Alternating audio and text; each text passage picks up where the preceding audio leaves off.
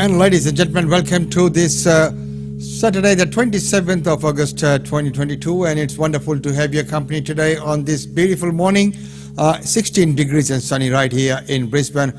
It is a weekend edition. Apologies for a bit of a late start with some of the technicalities that do come our way from time to time.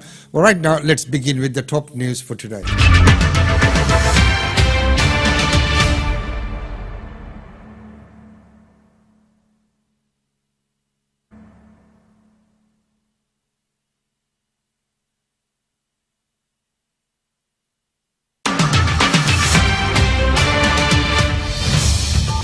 Hello, Michael Tetlow with the headlines on ABC News. A new probe into Scott Morrison's secret ministries will be led by one of Australia's sharpest legal minds.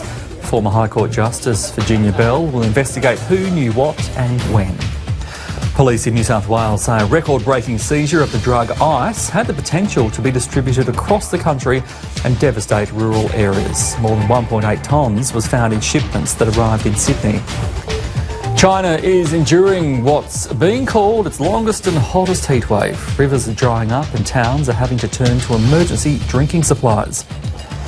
Former New South Wales Deputy Premier John Barilaro has been charged with assaulting a TV camera operator in Sydney. The former Nationals leader has also been charged with malicious damage. WA police say an 80-year-old boy has taken part in the bashing of a 91-year-old man in Perth's southern suburbs in a random attack. A 37-year-old man is also accused of assaulting the man who was left with serious facial injuries. And Broncos coach Kevin Walters has delivered an ear-splitting dressing down to his players after Brisbane's 47-point loss to Parramatta.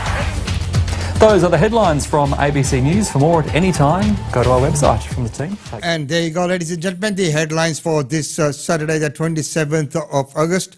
And as I mentioned, it is right now 16 degrees and sunny. It might get up to 23 degrees later in the day. And as I mentioned before, it's wonderful to have your company on this beautiful Saturday right here in Brisbane, where we're streaming from. Well, right now, let's go to our next news. Farmers are struggling to find workers.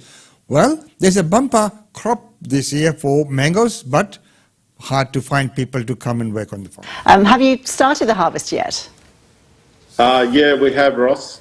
We're just into the early part of the season. We've had some issues, but the contractors managed to grab enough staff for the moment. But we're right in the early days of the season at the moment. Okay, but it's set to be a good harvest, is it?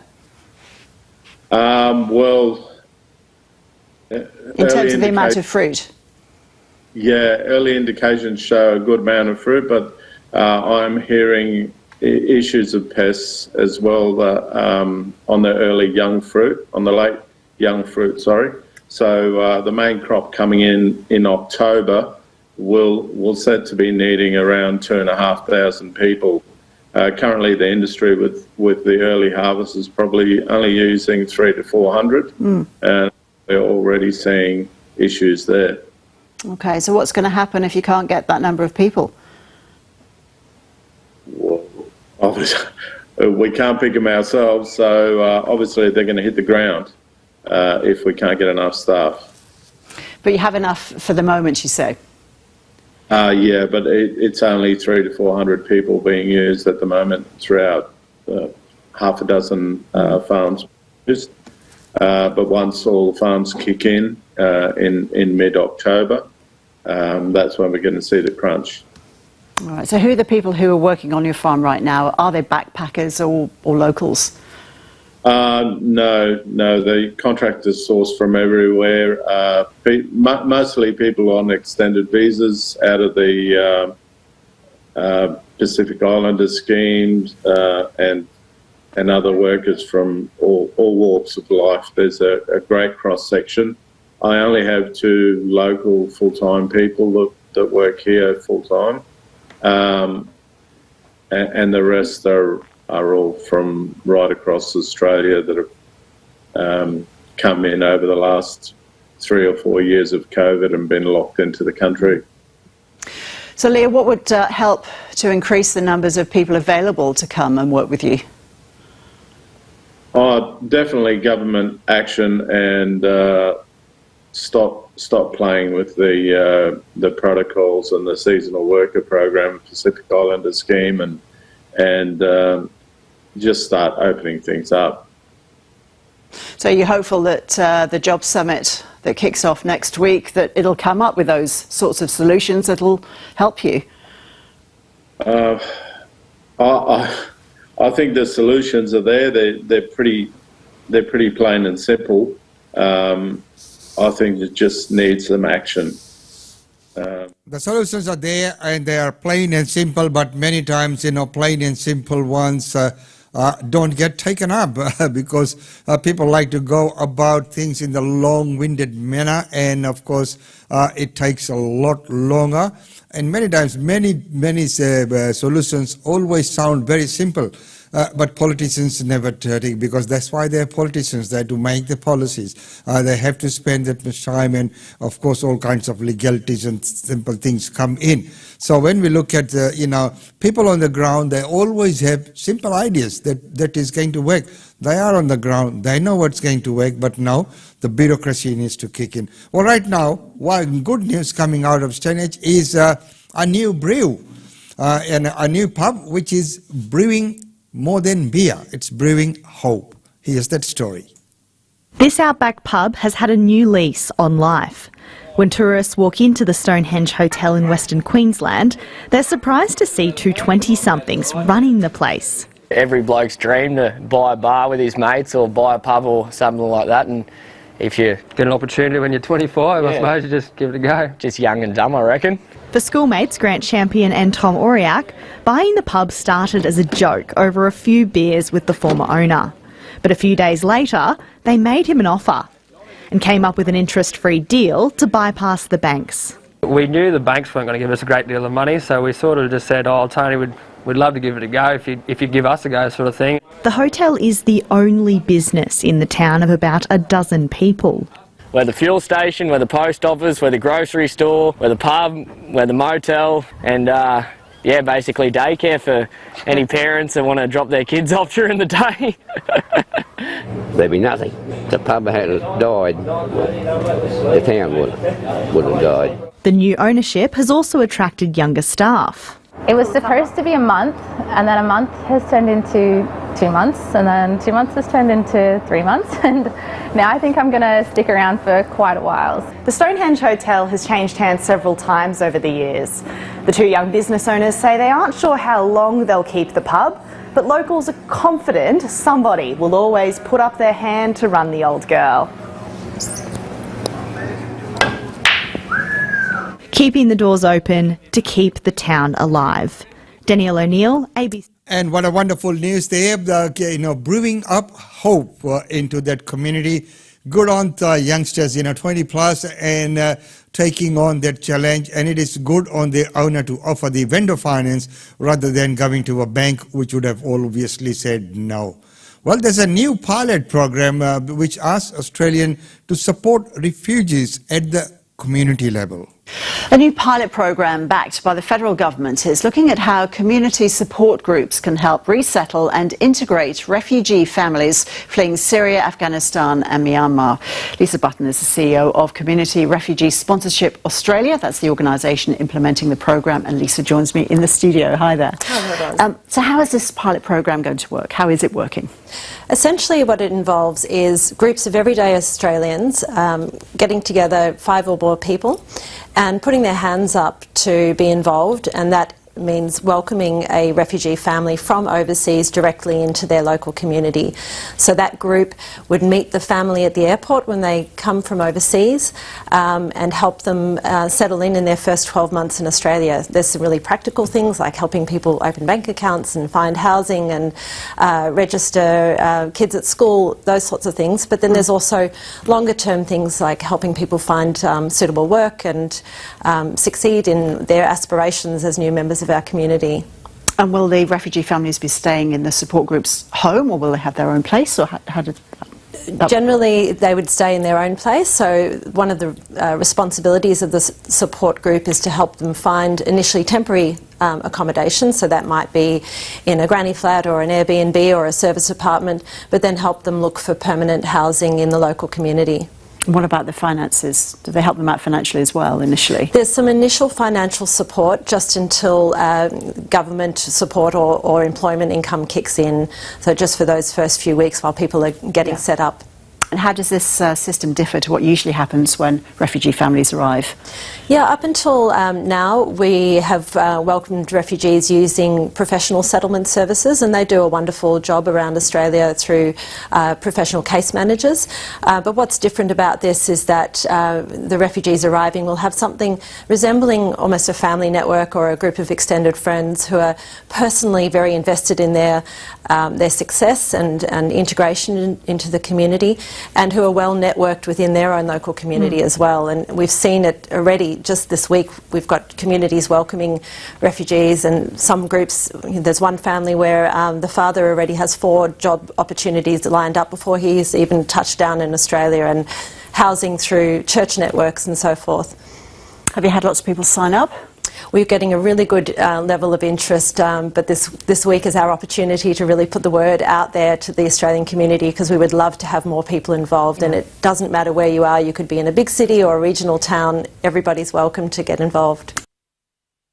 And isn't that a wonderful news that the community is getting behind rather than just professional settlement services? Mind you, those professional settlement services are always doing a wonderful job. But if the community can be, behind the scheme, come put your hands up and take on this challenge. I think it's a wonderful initiative when the community, and there are many community organizations who would be willing to help and assist and support. Well, right now the probe into Scott Morrison's secret ministries still lingers, and there's a probe that's going on. Here's that report. Almost 100 days since Scott Morrison was felled by voters, the conduct of the former Prime Minister is facing fresh investigation. How this happened, why it happened, who knew about it. Former High Court Justice Virginia Bell to probe Mr Morrison's secret amassing of ministerial powers. It's not the government doing an inquiry. This is at arm's length. Cabinet tasking Ms Bell to examine how Mr Morrison's appointment to 5 other ministries affected the functioning of government departments, agencies and statutory bodies, the structure of the Morrison ministry, accountability to Parliament and public confidence in government. Our system of parliamentary democracy relies upon conventions, relies upon the Westminster system of checks and balances. Mr Albanese's priorities are all about the past. He is obsessed and consumed by the politics of the past. These are extraordinary circumstances. You can't just dismiss it. Earlier this week, the Solicitor General found that while the ex-PM's appointments were legal, their concealment fundamentally undermined principles of responsible government. Virginia Bell to decide if the new inquiry will be public and whether Mr Morrison and other witnesses will be compelled to appear. I would find it extraordinary if anyone refused to talk to a former High Court judge. A likely line of investigation whether Scott Morrison's former head of the public service, Phil Gaetjens, and chief advisor on governance, Stephanie Foster, knew of his ministerial moonlighting. Virginia Bell has until late November to look into this scandal, giving Parliament time to legislate changes before it rises for the summer. That'll mean Scott Morrison will see out the year, witnessing passage of a bill inspired by his conduct. Its purpose? To outlaw forever his uniquely secret style of governing. Andrew Probyn, ABC News. Unique, secret style of governing, and of course, as we have found from that report, that the appointments were legal, but being kept a secret is where it all fell down. So once again, checks and balances are to be put in place so that this doesn't happen. Of course, the system allowed it to happen, so he took the opportunity and did it. And according to him, in the best interest of the nation. But of course, there are rules and regulations that need to be abided by. And of course, the professional code of conduct and the code of ethics, if there's any such thing in politics. Well, right now let's go to our next news, which is a good news. You know that red gum, our red gum, the river red gum, has been named Australia's favourite tree. So the river red gum is the winner. I won't try and say its Latin name, but what is it about this tree that's put it out on top? Well, the Latin name is interesting. It's an Italian derivation, actually. Camulgilensis is its species name. But I think, Ros, it's one of those trees, Squid the dog's leaving, it's one of those trees that just sits in the heart of Australia. It's incredibly widespread. It occurs in so many parts of Australia, and in every single one of those landscapes, it's iconic. In that landscape, people see it, they revere it. It has these enormous ecological functions. I mean, you look at a tree and you think it's one life, but when you look a little bit closer, I mean, a tree, an old red gum, can support literally hundreds and thousands of other organisms. But I think, really, they're one of many iconic trees in Australia, and one had to win. I think one as widespread and beloved as this, it's a very worthy winner. But I think we've all been talking trees flat out. Gardening Australia, we talk trees every week, but the whole country has been talking trees flat out for the last few weeks. And so I maintain the big winner here is trees in general. Yeah, you said 180,000 votes were cast, at least, Millie. This has really sparked people's imagination.